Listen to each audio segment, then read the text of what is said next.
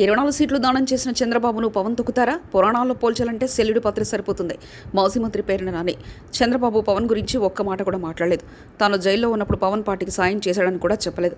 Cinema వాళ్ళ స్క్రిప్ట్ను పవన్ చదివారు. రాక్షస రాజుని ఇక్కడ దానం పొందింది ఎవరు?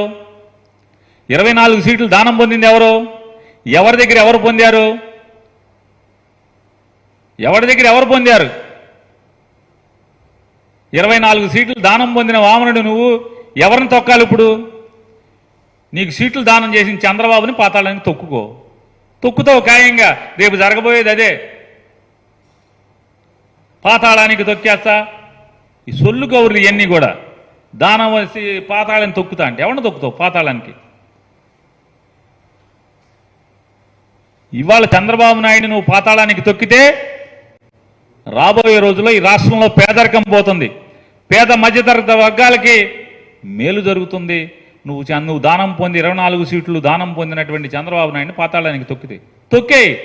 దానం పొందావు, వామనుడి కథలాగా చంద్రబాబు నాయుడిని పాతాళానికి తొక్కేయి. సాధారణంగా ఎవడన్నా పొగట్టాకి పక్కనే ఉన్న పెట్టుకుంటాడు, లేదా ఇద్దరూ కలిసి ఉన్నారు కాబట్టి పవన్ కళ్యాణ్ని చంద్రబాబు పొగడాలి, చంద్రబాబుని పవన్ కళ్యాణ్ పొగడాలి. చంద్రబాబు ఒక్కటంటే ఒక్క మాట పవన్ కళ్యాణ్ గురించి మాట్లాడాల.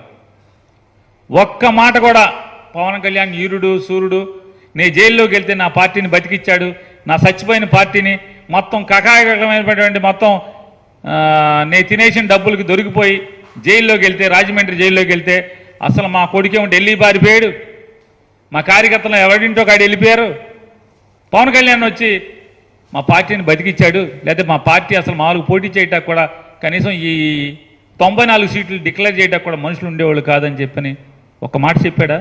చెప్ప. చివరికి మన డబ్బా, మన సెల్ఫ్ డబ్బా మనమే కొట్టుకోవాలి. ఆయన చెప్తాడు పవన్ కళ్యాణ్ అంట, ఆయనేమో